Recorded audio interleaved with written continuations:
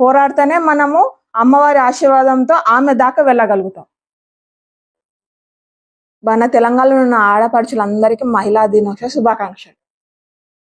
ముందుగా మీ అందరికీ అంతర్జాతీయ మహిళా దినోత్సవం శుభాకాంక్షలు. ఈ విషయం ఎందుకు చెప్తున్నానంటే, ఆ రోజు మొత్తం మహిళలందరము కలిసి అప్పుడున్న గవర్నమెంట్ మొత్తం తీసుకుపోయి మహిళలందరినీ ఒక రోడ్డు పైన నిల్చోబెట్టింది. ఎందుకు చెప్తున్నామంటే, అది మేము ఫేస్ చేసినాం యాజ్ ఎ మహిళగా ఆ రోజు. ఎందుకంటే మేము ఎప్పుడు ఇంట్లో నుండి బయటికి రాలేదు.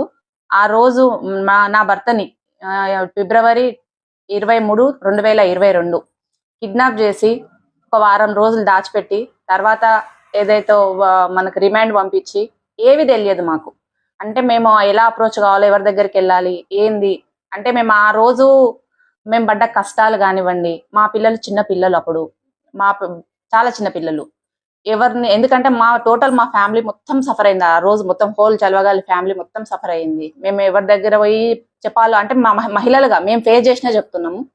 ఆ రోజు ఎవరి దగ్గర వెళ్ళాలి, ఎట్లా వెళ్ళాలి, ఫస్ట్ మా ఇంటి దగ్గర వచ్చింది తొలి వెలుగు వాళ్ళు, అంటే ప్రెస్ వాళ్ళు చాలా మంది కూడా, అంటే ఎవరు రావాలన్నా ఇంటికి రావాలన్నా భయపడ్డారు ఆ రోజు ఆ గవర్నమెంట్ ఉన్నప్పుడు. ఎందుకు మరీ చెప్తున్నానంటే, మమ్మల్ని మొత్తం ఒక కుటుంబాన్ని మొత్తం, అంటే ఆ రోజు తెలంగాణ చౌరస్తాలో ఉన్న ఫ్యామిలీలో మొత్తం ఆడపిల్లలే ఉన్నారు. ఆడపిల్లల్ని తీసుకుపోయి రోడ్డు మీద నిల్చోబెట్టి వాళ్ళకు మరి ఏమంత ఆనందం అనేది కలిగిందో తెలియదు. ఇప్పుడున్న గవర్నమెంట్ మాత్రం మహిళలకి పెద్దపీట వేసి అన్ని పథకాలు కానివ్వండి, అన్ని సంక్షేమ పథకాలు కానివ్వండి, అన్ని మహిళలకు కేటాయించడం చాలా సంతోషంగా ఉంది. ఇట్లాంటి పరిస్థితులు ఇంకా ముందు ఎప్పుడు కూడా, అంటే ఇప్పుడు మేము చాలా హ్యాపీగా ఉన్నాము. గత ఒక 2-3 ఇయర్స్ నుంచి, అంటే అంతకు ముందు మాకు ఆ పడ్డ బాధలు అవన్నీ కానీ ఇప్పుడు గుర్తొస్తే చాలా బాధ అనిపిస్తుంది. అసలు గుర్తు కూడా రావద్దు. కష్టాలు అనేటివి అందరికీ కామన్ అండి. ఆ రోజు మేము పడ్డ కష్టాలు ఏ మహిళ కూడా, నాకు తెలిసి ఏ మహిళ కూడా అనుభవించొద్దు అని కోరుకుంటున్నాను. అందుకే ఈ విషయం చెప్పడానికి ఈ రోజు, అంటే ఇంతకన్నా మంచి రోజు ఉండదు కాబట్టి మహిళలకి, సో ఈరోజు చెప్పడానికి వచ్చాము.